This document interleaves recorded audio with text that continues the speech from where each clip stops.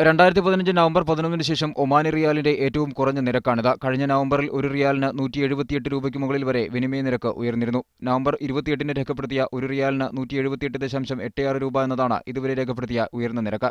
ഇത് പിന്നീട് താഴ്ന്ന് 173, 174 നിരക്കിൽ വരെ എത്തി. UP തെരഞ്ഞെടുപ്പ് ഫലത്തോടെ പിന്നെയും ശക്തമായ രൂപ റിയാലുമായുള്ള വിനിമയ നിരക്കിനെ 170-ൽ താഴെ എത്തിച്ചു. എന്നാൽ കഴിഞ്ഞ തിങ്കളാഴ്ച മുതൽ വീണ്ടും രൂപ ഇടിയാൻ തുടങ്ങിയതോടെ വിനിമയ നിരക്ക് 169.10 ഉയർന്നു.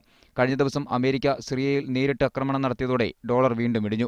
രൂപയ്ക്ക് പുറമെ ജപ്പാൻ കറൻസിയായ യെൻ തുടങ്ങിയവയും ശക്തി പ്രാപിക്കുകയും ചെയ്തിട്ടുണ്ട്. ഇന്ത്യൻ രൂപ വർധനവിനുള്ള പ്രധാന കാരണങ്ങളിലൊന്ന് ഇന്ത്യയുടെ ശക്തമായ ഒരു പൊളിറ്റിക്കൽ സ്റ്റെബിലിറ്റിയിലേക്ക് ഇന്ത്യ നീങ്ങുന്നുവെന്നും അതുപോലെ തന്നെ ഇന്ത്യയിലെ ഇക്കണോമിക് ഇൻഡിക്കേറ്റേഴ്സ് ശക്തമായ രീതിയിൽ മുന്നോട്ട് വരുന്നു എന്നുള്ളതുമാണ്.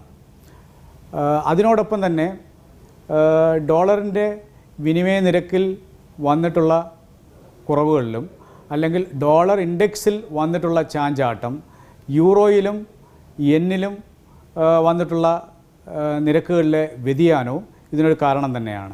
രൂപയുടെ വിനിമയ നിരക്കിടിഞ്ഞത് പ്രവാസികളെ ആശങ്കയിലാക്കിയിട്ടുണ്ട്. മാസാദ്യമായതിനാൽ നിരവധി പേർ പണം നാട്ടിലയക്കാനിരിക്കെയാണ് ഈ തിരിച്ചടി.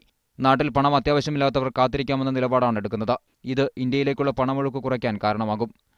Media 1 Muscat.